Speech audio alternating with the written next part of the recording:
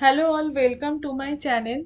So today we will discuss constructor overloading. Okay, how we can achieve constructor overloading. So before coming to the content, I will request each and everyone please subscribe my channel and hit the notification bell button. So whenever I'm uploading a new video, you will get the notification immediately. Also please like my video and also share my videos with your friends and families, whoever is preparing for any automation testing interview or want to learn Java. I think my video will be very helpful for them. Okay, and also let me know if you need any clarification on any of the topic in the comment section, or if you need any modification or any improvement from my side, okay, on my videos creation, just let me know in the comment section. I will try to work on that, okay, incorporate those changes also in my videos. So now let's come to the code. So first we have taken this class, okay, class student. So here if you could see, we have taken two instance variable. One is string, that is the name is name, okay, and another variable that is integer variable, okay, and the name is age. And then we have taken one constructor, so there is no parameter, so this is the default constructor or no argument constructor, okay. And here we are mentioning name equal to, we are putting a value unknown, and age equal to 0. So these are the default value we are assigning in constructor 1.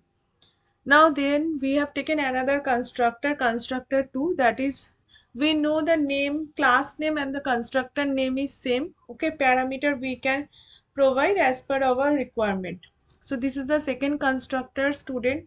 Here we have passing two parameters, okay. One is string n and another is integer a, and we are assigning this name variable of at the class level equal to this n, this value. So whatever we are passing, that will be storing here, okay. Under this name we are assigning this value. Another is age, this age, okay, at the class level, and we are assigning this value whatever we will pass in the parameter of this student constructor. So this is parameterized constructor. Now then we have taken another constructor. Here we are passing only one parameter, that is string n. So this is also parameterized constructor, but here we are passing single parameter, okay. So what is the difference between these two? Here we are passing the two uh, parameters, okay, and here we are passing only one parameter, and here if you see we are not passing any parameter in the bracket, right? So this is the default constructor. And here in the name also we are assigning in, so whatever we will pass in the parameter of the constructor, that will get assigned here on the instance variable name. And the age, the we are assigning one is 18, that is the default age, okay. So this is we are hard coding here. Then there is another method, that is void display, and here we are printing this, that name, the name and the age, okay. So this we are assigning, with this will get printed, okay, in this void display method. Now this is the main method, okay, under this class constructor overloading class public static void main, okay. And here we are creating three object s1, s2 and s3, and we are initializing using constructor. So we know constructor is used to initialize the object, okay, reference of the class, that is object, okay.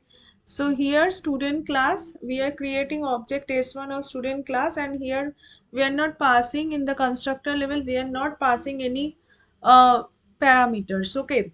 Now second we are creating s2 object, here we are passing Shiva and 25.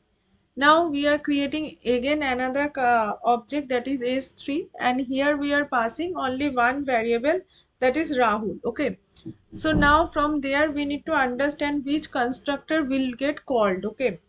So if you see the first one, there we are not passing any parameter, so this is the default constructor, okay. So in that case, if you could see, there are three constructor, constructor 1, constructor 2 and constructor 3. So here this one will get called, okay.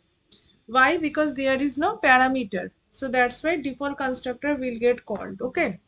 So whatever value we will pass, accordingly that constructor will get called. It is not like we pass value and then also default constructor will get called. Okay.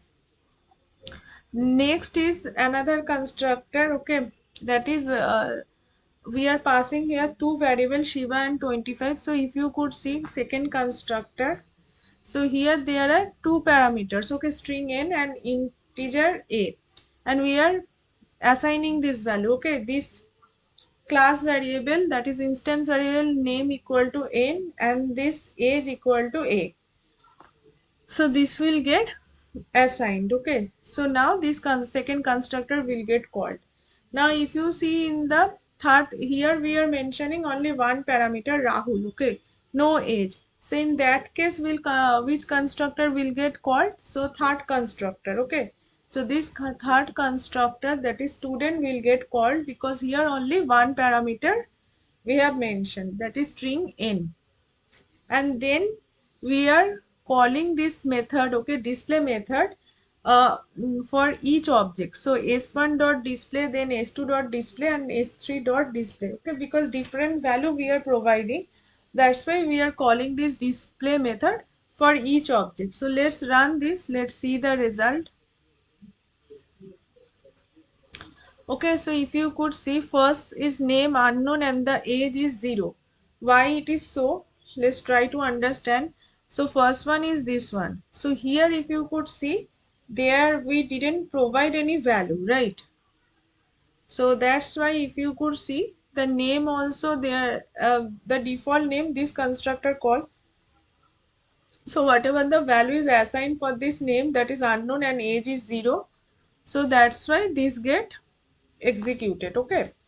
Now second is name Shiva and age 25. So if you could see second constructor, we are passing two parameters. Okay.